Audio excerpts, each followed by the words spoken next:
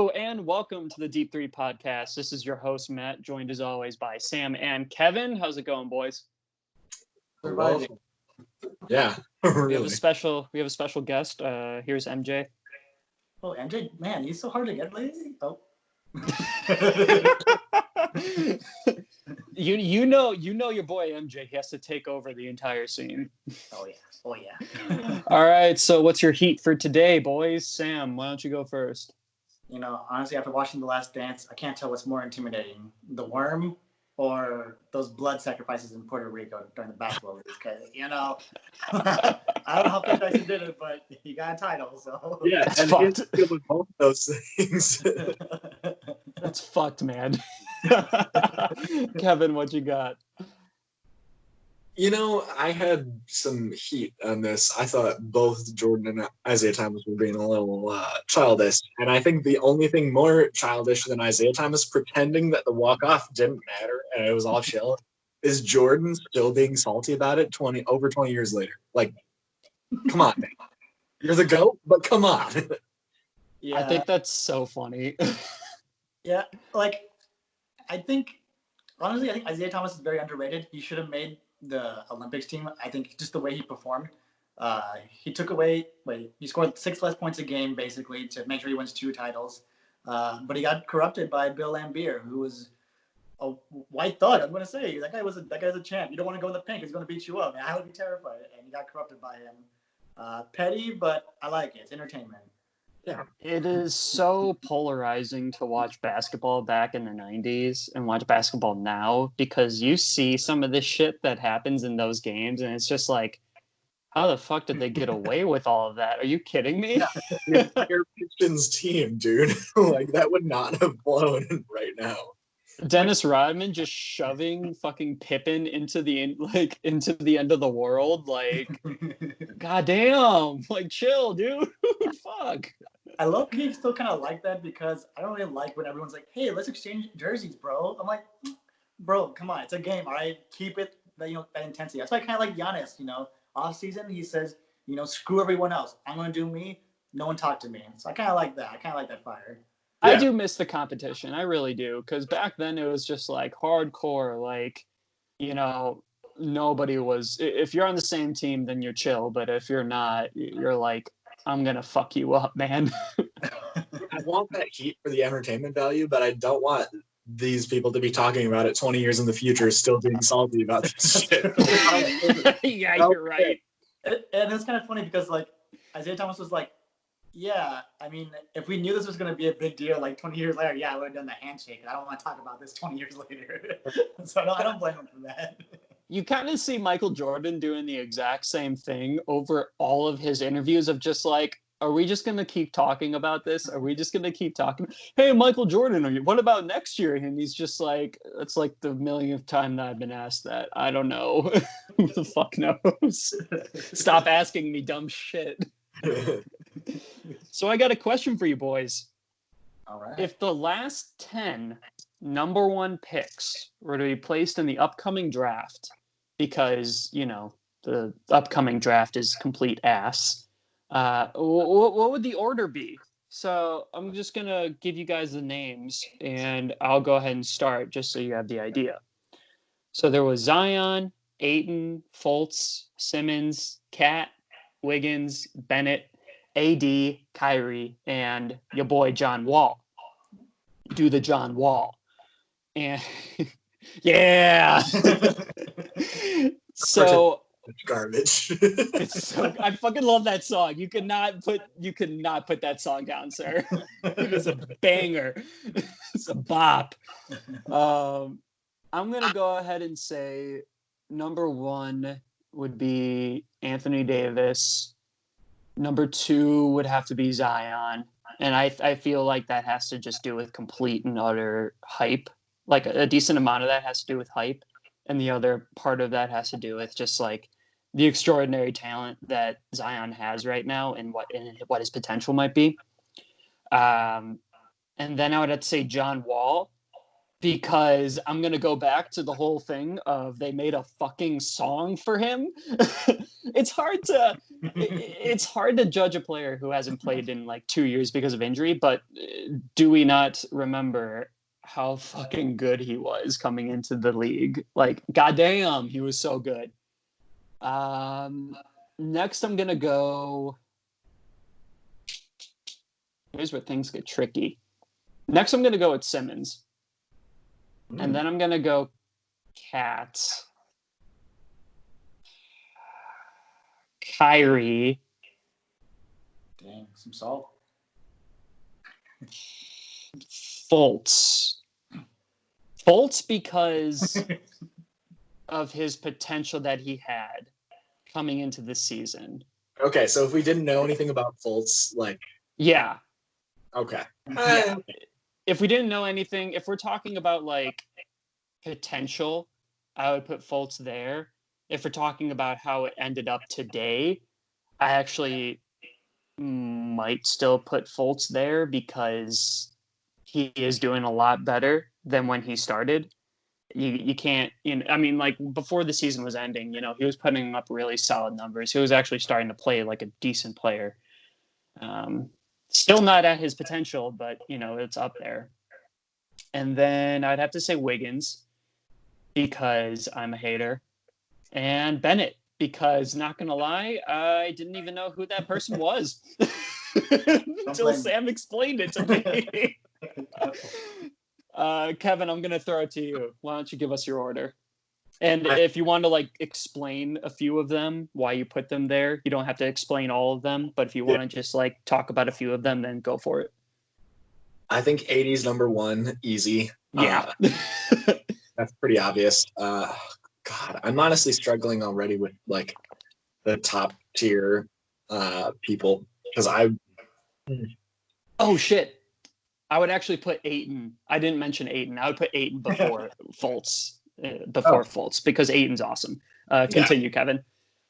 So I think 80 probably Kyrie just because he's such an established player and we see I'm going off of like what we know now, these people. And I think he's just such an established player. Like maybe he's not the best player on this list, but he's made a name for himself for sure. I mean, he's good. Yeah, absolutely. And similarly, probably John Wall next. I don't know. That's tough. Then Zion. Yeah.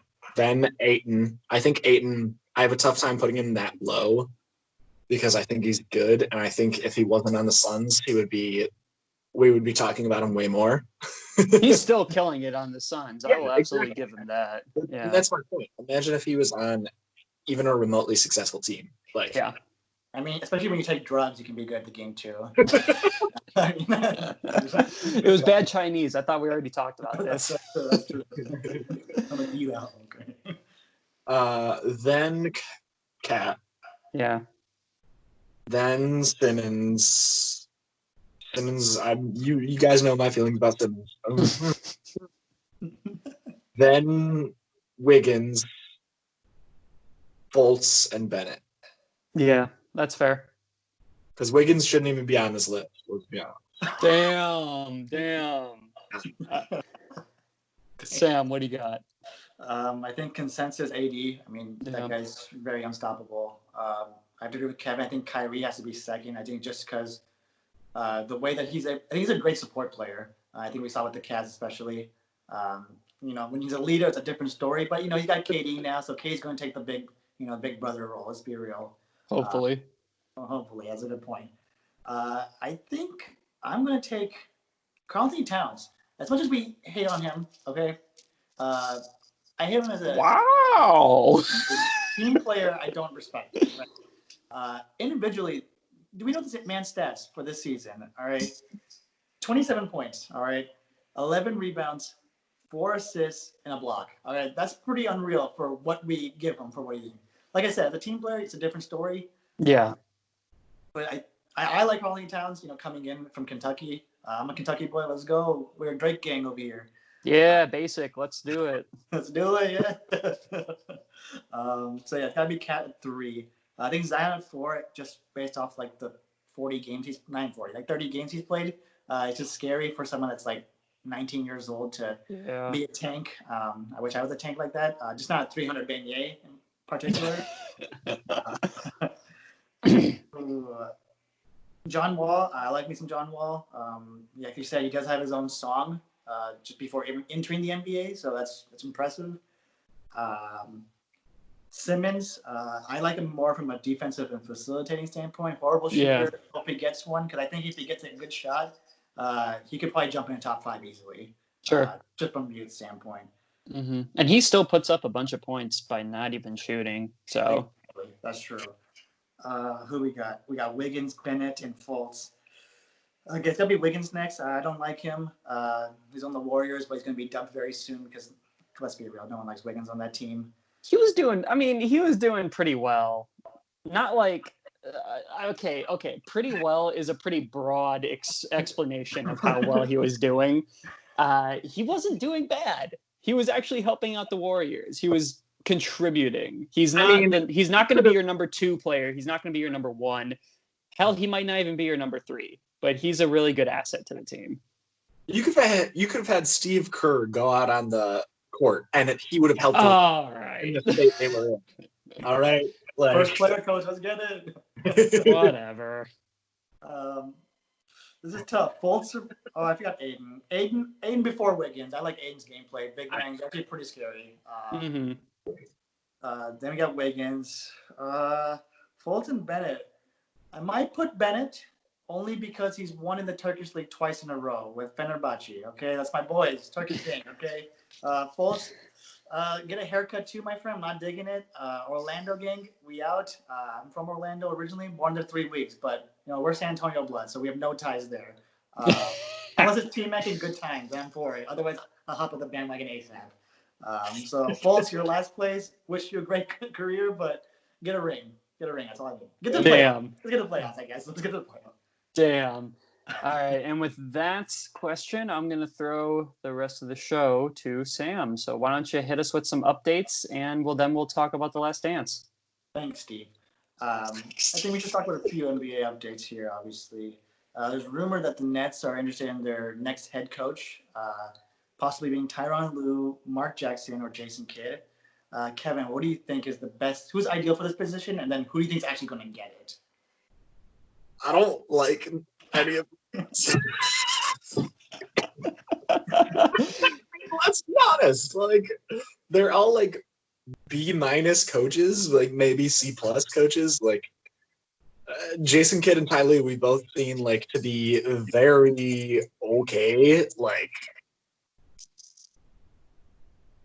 I'm not impressed by any of them. And Mark Jackson, I think I like him the most just because I don't like Ty Lue and Jason Kidd. So by default, I have to like him the most. Realistically, I think I don't know. I don't know who would fit their team either. I think they're all probably Jason Kidd. I think he showed he can be a good coach. He was just kind of inconsistent. So I think if he goes to the Nets, he could hopefully improve on that, and he wants to prove that he can actually be a consistent good coach. I think Ty Lue's just bad. I think he's an okay assistant coach, something like that, but I don't think he should be a head coach at all, period. I think Ty Lue actually might be the one. I think Ty Lue might get the job, and the only reason that I could ever say that is because he's kind of a pushover, and he's already played with Kyrie. So it's just like, who's the one who's going to have like the biggest give out of all 3 of these guys? No, that's fair. Like you said, I think Tyronn Lue's going to get it just because of the Kyrie ties. He quote unquote has a title, but I think it's easy to say that when you have LeBron James, Kyrie Irving, Kevin Love at that point. I think Mark Jackson would be good, but I think he's good for a developing team. I don't know if you guys remember, he was actually the coach of the Warriors before Steve Kerr arrived. So he was responsible for developing Steph Curry and Klay Thompson's game. So Steve Kerr is he's a face. Let's be real. The team was actually ready to go. They almost beat the Spurs. They could have made it to the Western Conference Finals, but 2014 came and we got a title. So no biggie there. Jason Kidd, responsible for kind of shaping Giannis's career. Infamous with the Nets for spilling his drink in order to get a kind of a timeout. But I think I prefer Mark Jackson, but I'm not sure if he'd be good for that fit, just being with Kyrie and KD, not really needing development, but actual vets to get them throughout the playoffs. So I think we all can agree Tyronn Lue's going to get it, but he's just going to be another puppet. He'll probably get fired after a year because that's just how coaching works. Wish him the best, though, right? I mean, obviously, I love Tyronn Lue. Oh yeah, totally. But on some good news, there's rumors that training facilities will be opening on May 8th for teams that are not heavily in, quarantine areas. Matt, do we think this is a smart idea? Do you think we're rushing this, or? I saw that and I was shocked. I was just like, wait a minute, really? If I had to be honest, I mean, I like the idea of them being open, but I don't think it's the smartest thing to do because, again, we're still, I mean, baseball was even talking about possibly doing almost like starting up games in like one arena, and they still haven't done it. And it's for the same exact reason that the coronavirus is kind of kicking all of our asses right now. And for anything to be open and for these guys to be working out together and not being at home or stay-at-home protocol or anything like that, that could be a pretty big mistake. So do I like the concept? Yes. But obviously this whole entire year has been a kick in the nuts in terms of what we like. So I'm not expecting anything great coming out of this. That's fair. Kevin, so they also said as precautions, players will be required to wear, face masks for obvious reasons when it comes to contact play. And every day there's going to be basically guys in hazmat suits cleaning all the equipment every single day. Do we think that's enough for us to get kind of get jump started, or like I was telling Matt, is it too early for this? I think it's a bit too early, but I think the big thing is if they can somehow get a lot of testing done on the players that are actually going to play there, I'm fine with it if people are negative and then want to play in those conditions still with face masks, still with high cleaning, and things like that. But I think without testing and without knowing if people have it or not, I would be very hesitant to commit to that, especially this soon. Yeah, interesting you say that because it came out that what is his name? What's our commissioner's name? Adam Silver. There we go. I keep thinking David Stern. R.I.P. It's been a long day. Adam Silver actually said that those players will not be tested. Actually, only if there are symptoms there will be testing, but otherwise they will not test those players. Which I thought was kind of surprising, especially with those players being kind of your medium of, revenue generated because play, there's no games and there's no league at that point. It'll be interesting to see how they kind of approach that. Continuing with that, there's rumors about locations of where to start the season. I heard a rumor that the season might even start like close to September, October. Which is kind of crazy. Like at that point, I kind of feel like the season should be canceled because you need to prep for the next season because A, there's no off season. B, you have to fit the draft in there too. And then they want to start by Christmas for the next season, which is 2 months again. So like it's kind of crazy. The proposed location though is Disney World Resorts. Matt, do we think that's an ideal location? Kind of have like an Olympic Village there, or? The only thing that I have to say about that is Mickey Mouse is about to dunk on some hoes, and it's going to be wonderful. It's okay. Dwayne Wade will give him a 9 anyway, so. Yeah, absolutely. Hey, man, if Mickey is dunking over, like, Anthony Davis, then he deserves it. I mean, like, I feel like that's, like, one of the most random spots in the world. but at the same time, Florida is probably one of the more stupid or open-minded states of this whole coronavirus thing. And if anybody was going to get the opportunity to play basketball, it would be somewhere in Florida. So I mean, I guess that makes sense, but it's just such a weird place. Like, of all the places to go to in Florida, you pick Disney World to practice in. It's just, I don't know, it's a little bizarre for me. I mean, there is a conspiracy that they're trying to host it there because of the ESPN ties, because Disney owns ABC and owns ESPN, so it probably yes, that way. Capitalism at its finest. Kevin, I know they keep mentioning it. You know, obviously no fans would be allowed.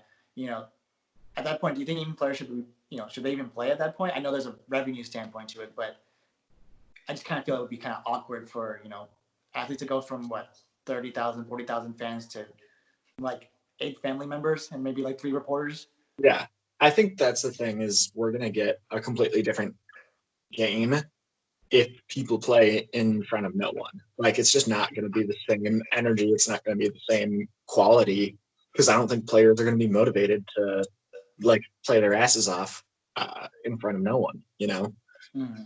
I think we've said it before. I think we've kind of talked over this point a couple times already, but yeah, it's just, it wouldn't be the same. And I think that would be a detriment to the NBA. So I think I would hope they hold off on that, but I don't know. That's a valid point. Obviously, we're very desperate for basketball. Every trickle of news is like, oh, optimism. And then you hear one report, it's like, no way, season canceled. I know there was a rumor that executives are saying and agents are saying that just cancel the season. And LeBron was very outspoken about it and saying, that's ridiculous. Like, why would anyone say that? Even though he's kind of been hypocritical in saying that I won't play if there's any fans and stuff. So, interesting to see. I hope the season doesn't start super late, obviously, because I don't want it to, ruin their schedule when it comes to draft off season. There's a lot of guys that need to make a lot of money, aka Bradley Beal, well deserved, and he may not get his money. I'm just gonna be real about that. Yeah. So hopefully that works. On some, probably like this kind of news, Scott Perry, GM of the Knicks, got an extension, 1-year extension. It's kind of weird, right, Matt? Because they just dumped everyone. They started firing their head coach. They're firing their VP of operations. They got an agent to run VP of operations now, but yet they kept the same GM. Do you think that's a smart move on their end? I feel like with all the coaching changes and stuff like that they're doing, maybe the GM is just being stubborn and just doesn't want to leave. Obviously, I don't blame him, but you're trying to completely change your system of basketball. So you might as well just kind of redo everything, recycle everything, and see what happens. I mean, that's pretty much what the Bulls are doing finally. And I don't know. I mean, I think their entire history has been outstanding, with a lot of finals contention and just a lot of success with the seasons that they've had. So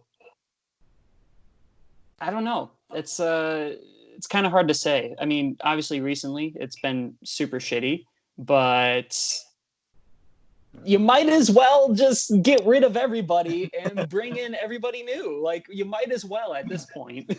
No, that's fair. Kevin, there's also rumors from the Knicks that they want their focal point to be Chris Paul. Good call, bad call there. Bad call. Bad call, man. Hear me out. I like Chris Paul a lot. I think he's done incredible this season. I wouldn't make a focal point of a vet. At this point, a vet of Chris Paul's. I don't want to call him old, but I guess of his age in general. I would want the focal point to be a younger person that you bring in that you want to build up, like a Giannis, like an AD, like whoever, something like that, or a Zion or something. Don't bring in a vet and be like, oh, this is gonna be our new franchise guys for 3 years and then he's gonna retire. Yeah, really though. No, that's a good point. I think we all agree that Chris Paul is playing out of his mind, especially this season. I think especially with everyone calling him out just when kind of washed up. Yeah. He's playing nuts with a kind of like an awkward roster. SGA now growing. You would think that he kind of take over, but they're actually doing a really interesting combo with especially with Dennis Schroeder, that 3-guard lineup. Interesting to see how they kind of turn out. On last news for the Bulls fans, finally hired their GM. Mark Eversley, assistant GM from the Philadelphia 76ers, was just hired. Lauri Markkanen, could you answer the question for us? Yeah, sure. Looks like Lauri Markkanen is going to be playing point guard, seeing as he is not tall enough to play center. And Wendell Carter Jr. will be the 2. So I guess the next thing that they have to do is find some other tall boys. In other news, that probably means that Zach LaVine will finally leave. So that's cool. I mean, like, anything at this point is good news for what the Bulls have been doing so far. So I know with all these changes, obviously a lot of the players were upset.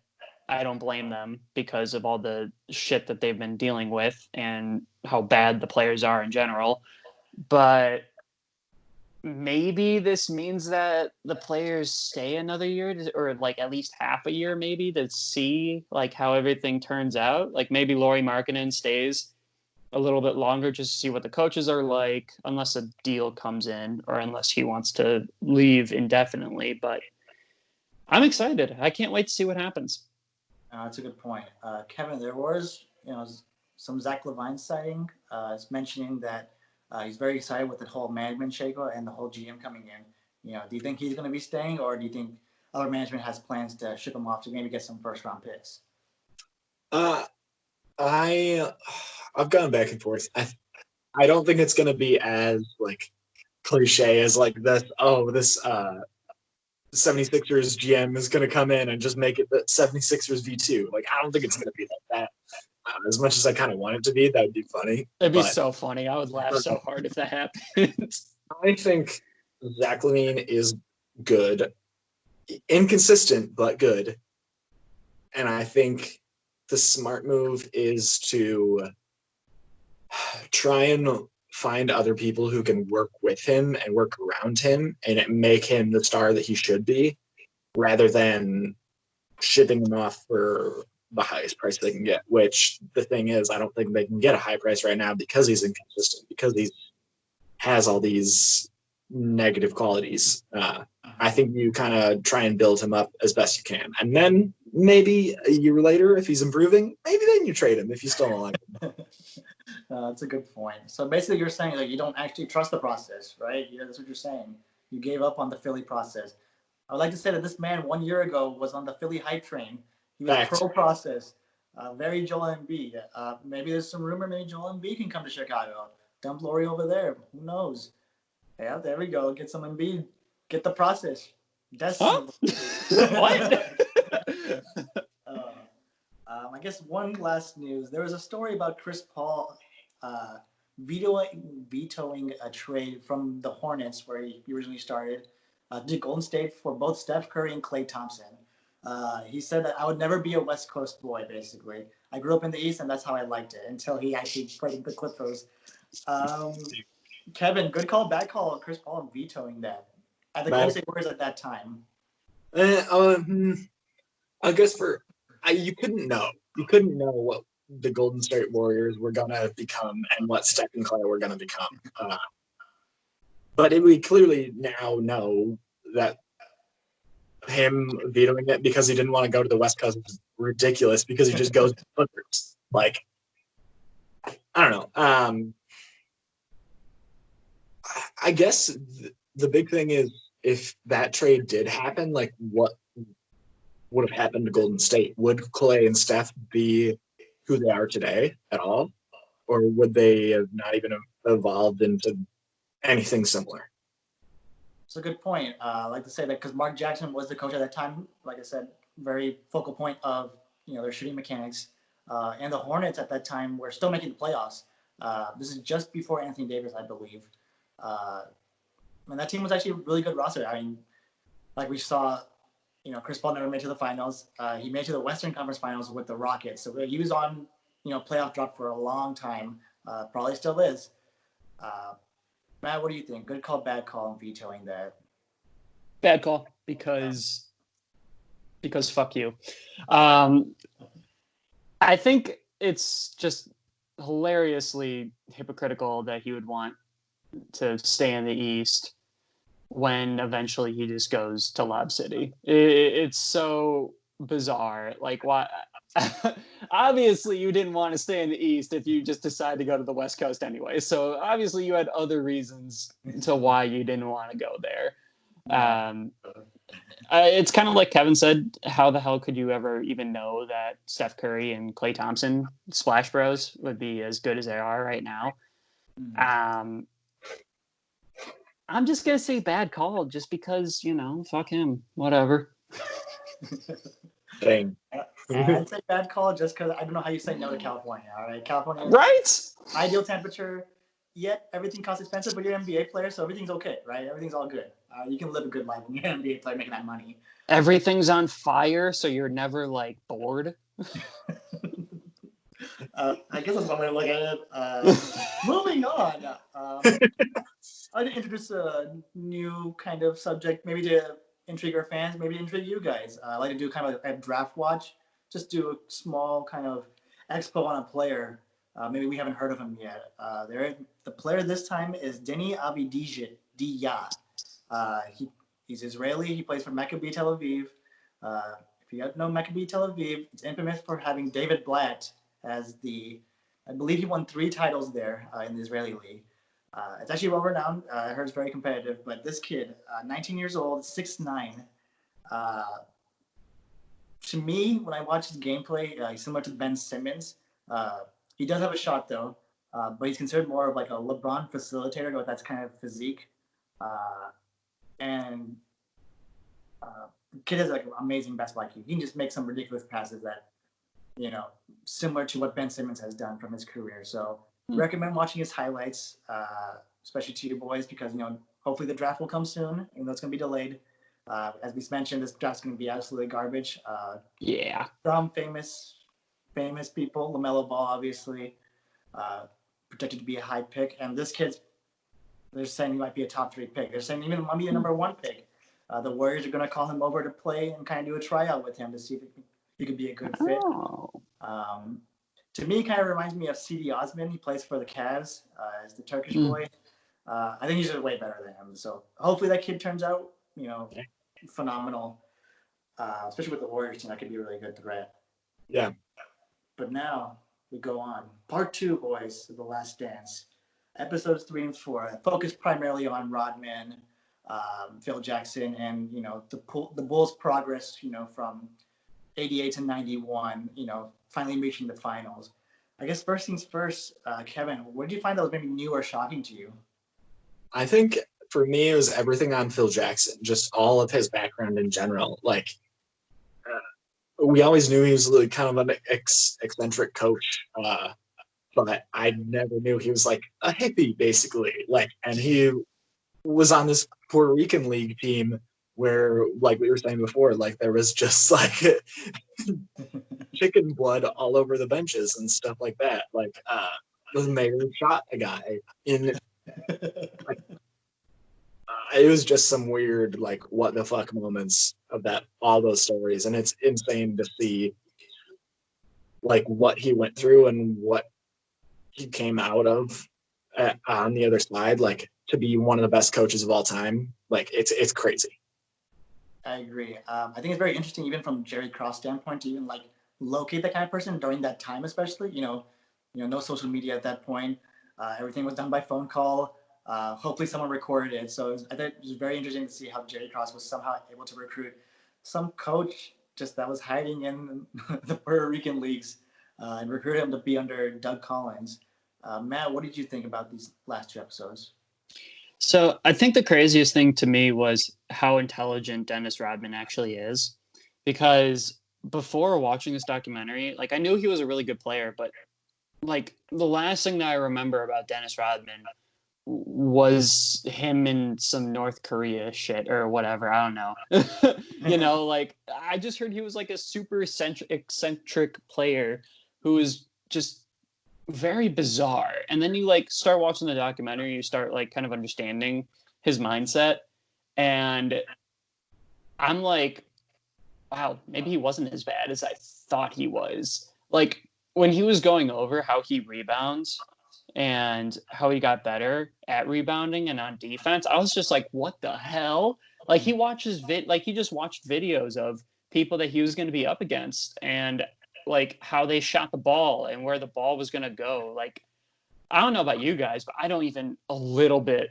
remember hearing about a player that would even remotely do that. It's like he brought rebounding to a science, and it's very mind blowing to me, and it just gave me whole new respect for Dennis Rodman. That's true. I think it's very impressive, like his attention to detail for the kind of character that he is. Mm-hmm. Like you're saying, just being able to, project, where the ball's going to go. He literally just calls one of his friends, like, "Can you just keep missing shots for me? I just want to know where I'm trying to get the rebound." You never hear that because it's kind of weird, right? Everyone entering the league kind of want to be all around. This guy just says, "I want to be focused on defense and rebounding. That's it. I want to be the best at that." And especially one of those skill sets that was not popular at that time, right? At time, it was just about purely scoring, getting dunks, purely offense. That's what the main focus. So it was very cool. I think honestly very foundational when it comes to playing defense nowadays in these leagues. We can see that in Kawhi Leonard, and honestly any big guy. But I think the first thing we got to discuss is Phil Jackson and how he kind of got here. I think Kevin, you mentioned, kind of being a hippie guy. He played in the league for a while. Then he wanted to take on being a coach. The only place he could get at that time was in the Puerto Rican League. Very small, infamous for the blood sacrifices right before the game, right on the benches. Very gross, also terrifying mostly. And I believe you mentioned it as well. I believe the mayor of one of the cities attended one of the games, and he just shot the ref because he was upset about a call. Unreal. And his punishment was like probation. He couldn't be here for the rest of the season. What were your thoughts through that, Kevin? It was mind blowing to see how different of a completely different environment it is. There's no reason it should be. It's not like Puerto Rico is this crazy third world country that's super far away, has totally different customs and everything like that. It's not that different, yet this basketball league was 100% on another end of the spectrum, basically. It doesn't make sense in my head, and it's crazy that Phil Jackson went through that and had no problem fitting, or relatively no problem fitting in, and thrived as a coach there, enough to get Jerry Krause's attention too. So it's wild. That's crazy. I know. Matt, would you have been able to coach under those kind of situations? No. No. Are you kidding me? If I show up to a game, there's fucking chicken blood on my seats, I'm going to get the hell out of there. Are you what the hell? What the fuck? I was so blown away by that. I guess it was normal back then. I was just completely shocked. I was just like, it's a complete culture shock is the best way I can explain it. What? What about it too is Phil Jackson just sounded pretty chill when he was talking about it. Like it was not a big deal. Oh, you know why? He's on that peyote, my friend. Let's be real. Yeah. Absolutely. I took a look, ever since that was said, I've been looking at Phil Jackson in a completely different way. It's just you guys remember that one skit, the Wayne Brady skit of on the what was it? The one, Kevin, you know this. Yes.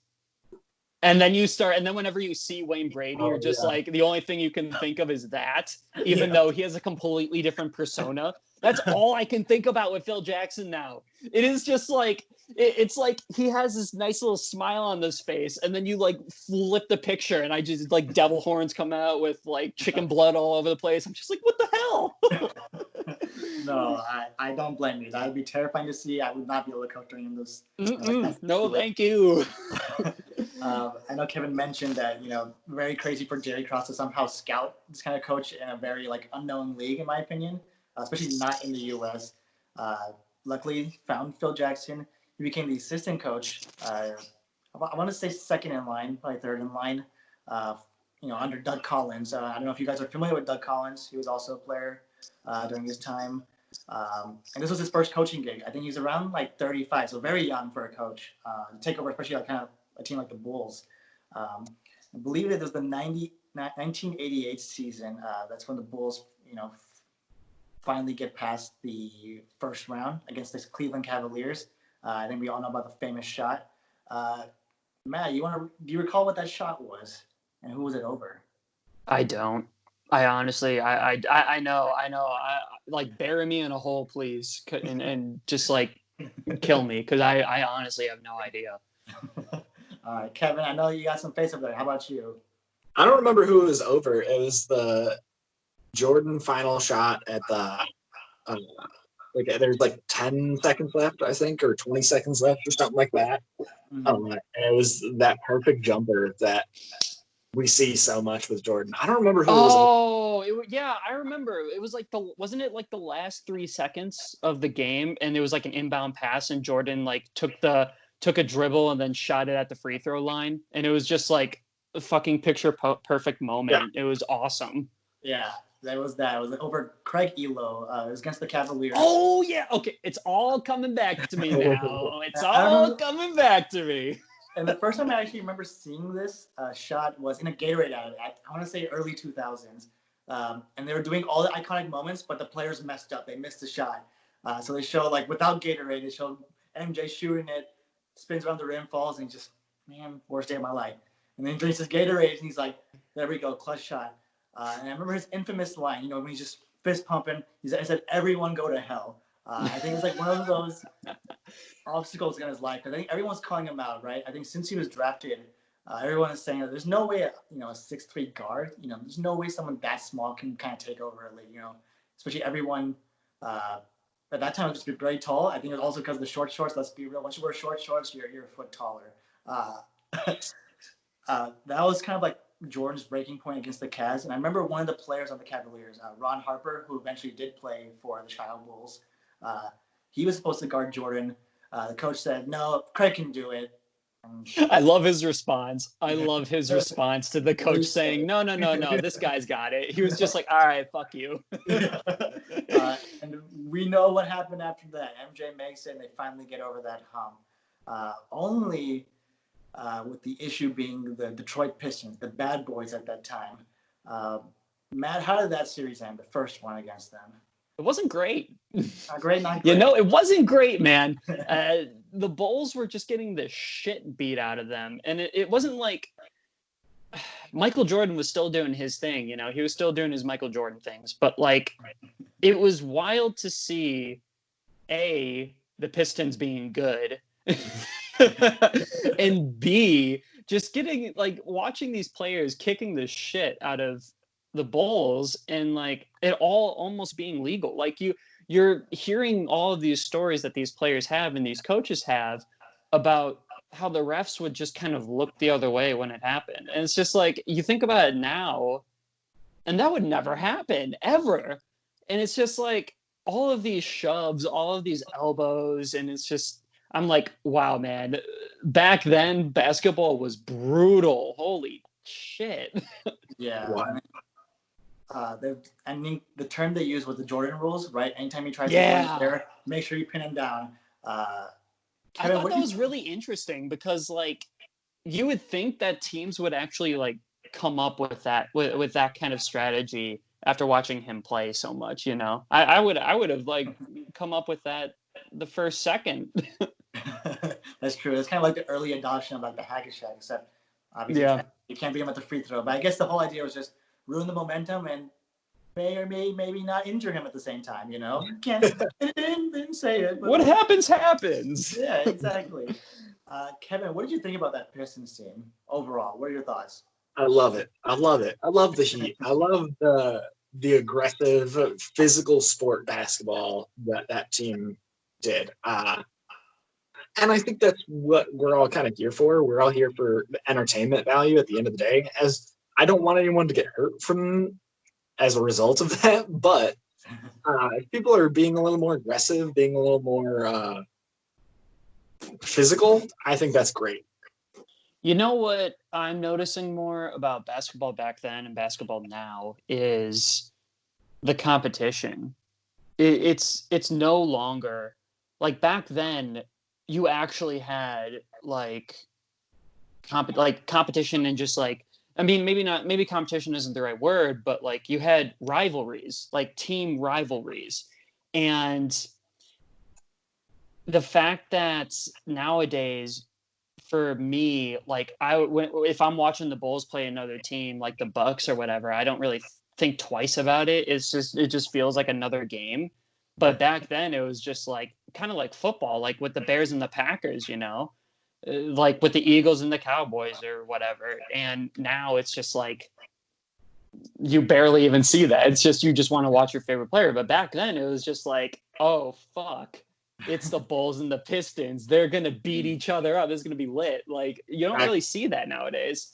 Exactly. And I think we all know the first result of that series, just with the Pistons, just being purely dominant, right? Using the Jordan rule concept.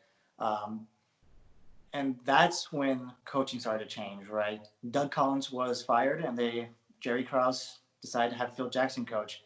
And there was another assistant coach. I forgot his full name, but he went by Tex, I believe. He wanted to implement a certain offense, the triangle offense. This is something even I ran during my Pee Wee League times. I mean, youth basketball, not Pee Wee. I'm a grown man, grown kid. But how it works is 4 people are on the 3-point line, or I guess it would be 3 people on the 3-point line, and then your 2 big guys, they rock the block. So whenever you post to the right, you form a triangle between corner 3, top of the 3, and then the block. So you can feed the big man. There's a lot of movement. That was the whole concept. Doug Collins thought, why would we do that? We have MJ. MJ just run the whole offense through MJ because he's MJ, right? MJ. That was everything he thought. But the thing we saw with Phil was not that he's able just to build plays just for one player, but how he's able to incorporate everyone. That's how we kind of saw how the team evolved, right? How Scotty got a shot. How even later when we see Tony Kukoc kind of get into the game, he gets a shot. Right. The key was, teams were, starting to understand that, okay, their offense is just purely give it to MJ, get out of the way. So that became the whole Jordan role concept, right? Just shut down Jordan. That team can't do anything, which we kind of saw as they played the Pistons again in the playoffs. Kevin, do you recall how that one ended as well? Was that well? I thought they played them twice and lost both times, and then the third time they won. Is that correct? Okay. I'm just making sure. Yeah, that was definitely the infamous Scottie Pippen going blind. He had severe migraine, and fuck. It was interesting to see Michael Jordan's, now reaction, just kind of saying like, I mean, I guess Scottie had a migraine. It kind of seemed like he was kind of throwing him under the bus, kind of saying like, look, I did flu game, all right? I did this harder stuff, all right? I thought, I was just like, man, Michael Jordan loves to throw shade at people. Like, goddamn, like, it's been how long since you played with these guys? Like, are you just going to shit on them forever? Man, okay, I'm fortunate enough. I know Kevin is one of the unlucky people to, as far as migraines go. I'm very fortunate to never have had a migraine in my life. And if you're losing your vision after having something as bad as that, like, goddamn, man, what the fuck? Like, damn, I've never had a headache that was even close to being that bad. That's wild. And LeBron's just gonna go, or not LeBron, and Michael Jordan's just gonna go around and be like, I mean, like, I guess if you can't see, whatever, but I played with the flu, so fuck you. Especially in those 2 series, I ended up with the Pistons winning back-to-back. That was especially when Rodman was still there. So very interesting to see that. And finally, with the last time they approached each other, I want to think it was 90-91 season. Matt, how did it end? How did it end? Doubles. It ended gloriously, Sam. Finally, MJ able to kind of shut up all the critics, right? Everyone just had such doubt on MJ, how he can never like surpass the Boston Celtics, Larry Bird era, the Magic Johnson era. He'll never get to that tier, but he finally did it. But there was a very interesting interaction at the end of the game, or maybe no interaction at the end. Kevin, as you started with it at the beginning of this podcast, what happened? Pistons just walk off. They don't want to handshake after that sweep. They got swept. They were just done. Walk off, no interaction at all. And MJ is forever bitter. Still to this day bitter about the fact that they walked off. I'm sorry, Matt. What did you say? Something Horace Grant might have said? Bitches. Exactly. Straight up bitches. Oh, Horace Grant. Horace Grant. Thanks, Horace Grant, for that memorable quote. Yes, the Bulls finally did it, and they were able to make it to the finals and play the Lakers, who are also very scary. This is near the end of Magic Johnson's career. There's no Kareem at that point. Still a very good team. I believe James Worthy is on that team, former teammate of Michael Jordan back in college. So very interesting to kind of see that matchup. And Matt, who won the title? Exactly. The Chicago Bulls get their first title. Matty, there we go. Show Michael. Show the MVP. There we go. Michael Jordan, baby. Let's go. It's his first title. Kevin, what do you think this ranks in, just Michael Jordan's, if you were Michael Jordan, what would this rank in terms of, like, accomplishments? I think this has got to be number one or very close to the top. Like, this is it. This is where he proved himself to everyone else. Like, up until that point, he knew he was good and he knew he had it in him. But everyone else, there were still doubters. There were still people being like, oh, you're not on that Magic Johnson, Larry Bird level, blah, blah, blah. And this is him finally being like, no, I am. I beat Magic Johnson. I deserve a place in the conversation with these two guys. Like, I am just as good, if not better. And I think that's where you see everyone else starting to accept that. And to him, that's everything. I feel like the feeling's just got to be like euphoric, Not only do you beat your rivals, but you go on to win the entire thing. Like, you've got to be coming out of that. I mean, like, it's a championship, yeah, but there are so many different, like, story ties, like, to different, like, TV shows and movies of you beating your rivals and then going on to actually beat the number one, like, one, I guess you could say, like, the number one team in the league almost. You're showing everybody up and you're, like, the hero of a very fan-based and, like, starved, city who hasn't seen that kind of championship run. And if I was Michael Jordan, I would definitely agree with Kevin. I would say that's got to be either number one or number two, because I would be out of that. Like, I'd be feeling like I'm on cloud nine at that point. Exactly. I think it was very interesting to see, especially when he's holding that title close to him. It's like the most vulnerable we've ever seen Jordan. Like, it just felt like he finally did it. He finally got over the hump, and he's finally got the recognition that he obviously deserved, as we now know, 20 years later. It was kind of cool because you also see the iconic picture with his dad in the background, kind of patting him on the back. It was a great feeling. The last thing I want to talk about from episode 3, kind of with 4, is the whole Dennis Rodman charade. After he left the Pistons because of a potential suicide situation, he was traded to San Antonio. Did not last long. I'm not even sure it was the whole season. I think it was half the season. At All-Star break, they traded him to the Chicago Bulls for basically nothing. Will Perdue, who did win a title with 99 with us, so you guys ring. He went to the Bulls. And Dennis Rodman went to Jerry Krause's house, I believe, and he had Phil Jackson there. Phil Jackson said, I was like, okay, how do you feel about being a part of the Bulls? Matt, what was Dennis Rodman's response? It was like so nonchalant. He was just like, I mean, I guess. Like, sure, whatever. And basically Phil was like, all right, yeah, sure. I like that kind of attitude. It's another team. And I think Phil Jackson had made the statement of how, like, they had this, like, Native American kind of relationship about how, like, oh, Dennis Rodman, Dennis, you're the person walking backwards. But it was kind of cool how Phil Jackson, like, wasn't like the guys keep yelling at Dennis Rodman. He knew how to coach everyone differently.